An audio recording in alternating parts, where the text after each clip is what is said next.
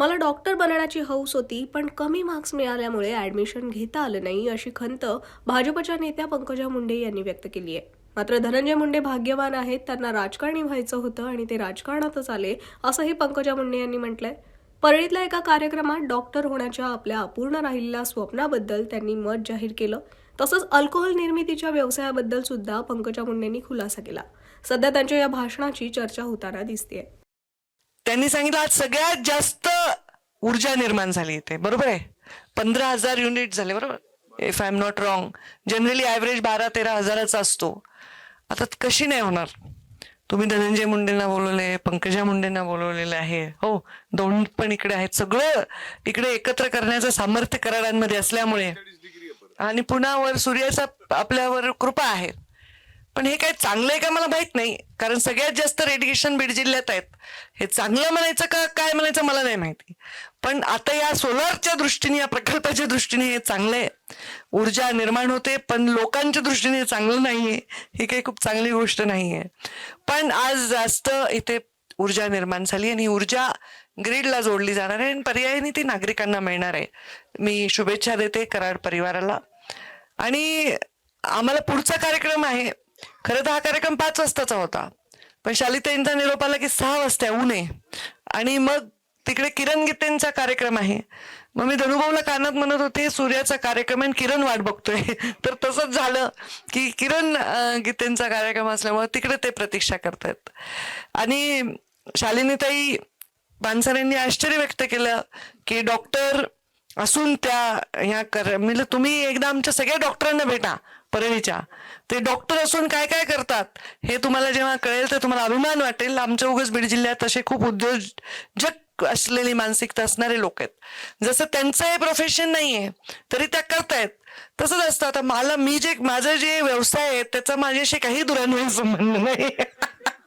मी मोठी डिस्टिलरी चालवते आणि अल्कोहोल बनवते. माझा सुगंधा सुद्धा संबंध नाही, पण मी अल्कोहोल बनवते. आता काय करावं, ब्रँड सुद्धा मला माहित नाहीये. ब्रँड सुद्धा मला काही माहिती नाहीये, पण ते उद्योग मी चालवते. त्यामुळे कधी कधी आपण जे उद्योग करतो त्याचा जरुरी नाहीये कारण आपल्याशी त्याच्याशी संबंध असतो. पण तसं डॉक्टर या परळीमधले मी बघते, एकतर ग्रामीण भागात शिकलेला व्यक्ती खूप ॲम्बिशियस असतो. आणि शालिनीताई एका देवदाई फार छोट्या गावात वाढलेल्या. त्यांनी सांगितलं लहानपणापासून माझ्या बाबांना त्यांनी पाहिलं, त्यांच्या वडिलांना, त्यांना एकत्र, आणि त्या शाळेपासून त्यांच्या फॅन होत्या. माझी त्यांची परिचय खूप नंतर झाला जेव्हा त्यांनी इथे दवाखाना टाकायचा सुरुवात केली.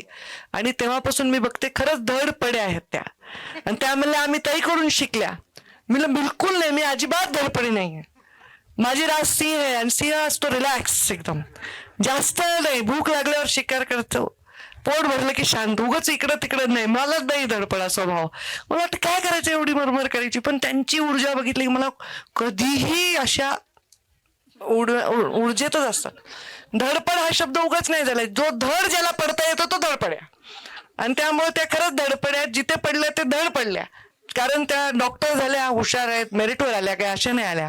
डॉक्टर झाल्या, मग इथे आल्या. एक पर्याय तेव्हा नव्हता फार गायनेकॉलॉजीमध्ये, जेव्हा त्या आल्या तो निर्माण केला. पण हे सगळं करत असताना तुम्ही तुमच्या जे प्रोफेशन नाहीये ते तुमचं एक समर्पण आहे, एक सेवा आहे, ते चालू राहू द्या. इथं काय सूर्य येणारच आहे, ऊर्जा होणारच आहे. तुम्ही नाही आलं तरी होणार आहे. पण तुम्ही नाही गेल्याने डिलिव्हरीचं तिथे अडचण जी निर्माण होईल ती काय दुसरी सॉल्व्ह कोणी करू शकणार नाही. ते तुम्हालाच करावं लागणार. तर ते मात्र तुम्ही सर्वांनी करा. त्याच्याबरोबर उद्योग करा. कारण जो कमावलेला पैसा आहे तो द्विगुणित करण्यामध्ये काही पाप नाहीये, तो वाढवण्यामध्ये काही पाप नाही. आणि ते जर तुमच्यामध्ये सामर्थ्य आहे, या परळीच्या मातीमध्ये ती शक्ती आहे. लोक इथे येऊन कधीच लॉसमध्ये जात नाही. जो येईल तो सेटलच होतो, चांगलाच काम करत असतो. आणि ते आल्या, बाहेरचे बरेच लोक इथे येऊन सेटल झाले, स्पेशली डॉक्टर्स. आणि चांगले डॉक्टर्स आपल्यामध्ये आहेत. फक्त चांगल्या गोष्टी अवेलेबल असणं आवश्यक आहे. तर आपल्या चांगल्याबरोबर अवेलेबल डॉक्टर्स पण असले पाहिजे. आणि त्यामुळे तुम्ही सर्वजण जेवढी बाहेर उन्नती कराल, मी धनुभाऊ तुमच्या पाठीमागे खमक्यासारखे उभे आहेत. पण त्याचबरोबर आलेल्या पेशंटला वापस जायला देऊ नका, एवढं मात्र मी तुम्हा सर्वांना हात जोडून विनंती करते. कारण हे खरं तुम्ही तिथून आलात इथे, तिथून तुम्ही 4 पैसे कमवून इथे आलात, हे कधीच विसरू नका. मला आता सांगते, माझ्या जीवनात वैभवाची कमी नव्हती. मला राजकारणात लांबून दुरून यायचा काही प्लॅनही नव्हता. पण आज मुंडे साहेबांच्या नंतर जेव्हा मी राजकारण करते, आता काल मी एका कार्यक्रमाला गेले, तिथे लोक जेव्हा म्हणतात ना, ताई मी साहेब वारले ना, साहेबांना धरून बसलो होतो, मला 8 पोलिसांनी वेगळं काढलं, मला फार वाटतं जबाबदारी. बापरे, मी लोकसभेला पडले, त्या आत्महत्या केलेल्या लोकांनी, मला फार वाटतं अरे बापरे, आता मला काय गरज आहे का पर्यावरण मंत्री म्हणून चंद्रपूरला जायची, कोळसाच्या खाणीत जायची? मी दिवसभर प्रचार करते, उन्हात फिरते, आता मला गरज नाही. मी एसी मध्ये बसून सुद्धा पर्यावरण डॅशबोर्डवर बघू शकते, इकडे किती प्रदूषण आहे, तिकडे. पण प्रत्यक्षात काय जबाबदारी आहे आपल्याला. आणि जेव्हा तुम्ही ही शपथ घेत असता, तेव्हा तुम्ही खूप मोठी शपथ घेत असता आणि तुमच्या हातात कितीतरी जन्म घेतात लोक, कितीतरी लोकांच्या इलाज होतात. हे फार मोठं पुण्य. आम्ही किती पैसा खर्च केला आणि आम्हाला वरचं महादेव जरी खाल्लेला, तर आम्ही काही एक टाका नाही घालू शकत, आम्हाला काही घेणार नाही. तुमच्या हातात जादू आहे, देवाने तुम्हाला निवडलंय. हे प्रोफेशन, हे मला नाही वाटत की सहज, कारण याला बुद्धीच लागते ना. तुम्ही अभ्यास केल्याशिवाय पास होऊ शकत नाही, तुम्हाला ऍडमिशन मिळू शकत नाही. तुम्ही म्हणजे पहिले तर आपला बायोलॉजी ग्रुप होता, त्याला स्कोरिंग लागायचं, नंतर आता नीट एक्झाम झाल्या, तर हुशारच माणूस इथे जाऊ शकतो. आणि म्हणून त्याचं फार जाणं महत्वाचं आहे. आणि ते मी का सांगते, कारण मी जेव्हा आता पेशंट झाल्यावर मला डॉक्टरांची किंमत कळाली. तशी मला फार काही किंमत लागली नाही. धनुभाऊ म्हणले मला इंजेक्शन घ्यावं लागते, मला तर काही एक परळीच्या डॉक्टरचं एक इंजेक्शन पण मी घेतलेलं नाही. बरोबर आहे. आमच्या प्रीतमताई कधी कधी सलाईन घेतात, नाजूक आहेत त्या, त्यांना ऊन बिन लागला की सलाईन घेतात. धनुभाऊ तर घेतच राहतात सलाईन वगैरे, त्यांना फार आवड आहे इंजेक्शन, सलाईन. मी तर नेहमी म्हणते, अरे तुझ्या किती त्रास करून घेतो भाऊ. नाही, पण हे दोघं नाजूक आहेत जरा माझ्या मनाने, बहीण भाऊ माझे. आणि मला नजर लावू नका, पण मला इंजेक्शन काही लागलेलं नाही कधी.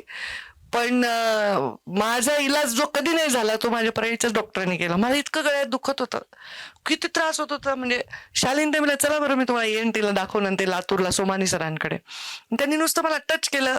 मुंबईचे बेस्ट डॉक्टर, म्हणजे सगळे सेलिब्रिटी जातात, अमुक जातात, तिकडे गेले मी. पण या डॉक्टरनी टच केलं. बघा माणसं, आमच्या मराठवाड्याचे लोक किती हुशार आहेत. नुसतं टच केलं म्हणजे सलायव्हरी ग्लँड मध्ये स्टोन येत आहे. आणि ते इतका पेन होता, बापरे, मला सर्जरीला जावं लागलं. ते आल्या होत्या शालीनताई. मुंडे साहेबांचा इथे ऍक्सिडेंट झाला, साधा हाताचा फ्रॅक्चर होतो, मुंबईला गेले, जीवावरच बेतलं ना. प्री ऑपरेटिव्ह काहीच केलं नाही. धनुभाऊन मी होतो तेव्हा आम्ही ICU मध्ये बसायचो, ट्रॅक्युस्टमी केली, लिहित बसले.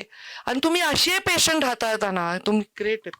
भारतातले डॉक्टर, भारतातले ड्रायव्हर आणि खेड्यातले डॉक्टर काही हाताळू शकतात. म्हणजे त्यांना काही नसतं, लाईट नाही, टॉर्च मध्ये तुम्ही किती वेळा सर्जरी करता. हे तुमच्या हातामध्ये जी जादू आहे ना, ती कशातच नाही आहे. तर ती जादू कृपा करून रिटायरमेंटच्या एज पर्यंत ते करा. साईड बाय साईड हे चालू द्या. आणि तुम्ही मुलंही डॉक्टर करतात पुन्हा, म्हणजे आम्हाला पुन्हा तुमच्याशी संबंध ठेवावाच लागेल. आम्ही म्हातारे झाल्यावर, तुम्ही म्हातारे झाल्यावर ते पोरच पार्थकडे जावं लागेल मला. म्हणून मी खूप काळजी घेते त्याचं काय चाललंय तिकडे वगैरे, प्रत्येक गोष्टीत. पुन्हा फुकटचे डॉक्टर पाहिजे ना आम्हाला.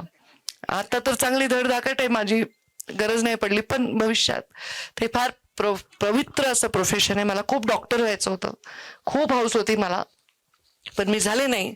कारण अति तत्ववादी स्वभाव होता, मार्क कमी पडले म्हणून घेतली नाही ऍडमिशन. आणि मग आता प्रीतमताईला व्हावं लागलं, तिला व्हायचं होतं वकील, ते यशोताईला व्हावं लागलं. आणि असं ज्याला जे व्हायचं नसतं ते व्हावं लागतं. धनुभाऊ तुम्ही फार भाग्यवान आहात, तुम्हाला जे करायचं होतं तेच केलंय तुम्ही. राजकारणात यायचं होतं, राजकारणात आले, हा आम्ही उघडे अडकलो इकडे. तर असं एकदम छान आहे. तुम्हाला पैसे काही कमी पडणार नाही. शालिनी ताई, कोणत्याही डॉक्टरकडे काही कमी नाहीये, तुम्हालाही नाही कमी पडणार. कारण लोकसंख्या आपली ज्या पद्धतीने वाढते, तुमचं काम तर कधीच कमी नाही होणार आहे, वाढत राहणार आहे. पण कमी पडले तर तुम्हाला मदत करू आम्ही. आता जसं सगळ्यांनी मदत केली, धनुभावानी मी तुमच्या पाठीशी उभे आहे. मी माझ्या भावाला तेव्हाही फोन करून सांगेन, जसं आता जमिनीच्या वेळी सांगितलं, तर मी माझ्या भावाला तेव्हाही सांगेन, धनुभाऊ हे विषय तुम्ही सेटल करून टाका. तर त्यामुळे रात्री जा, सकाळी डिझेलला महाग असेल तर रात्री जाऊन पैसे घेऊन या. आता माझ्याकडे नाही ते. आता बघू, प्रयत्न करते पुढच्या 5 वर्षात मागच्या 5 वर्षाच्या चुका रिपीट न करण्याचा, म्हणजे माझी पण ताकद वाढेल.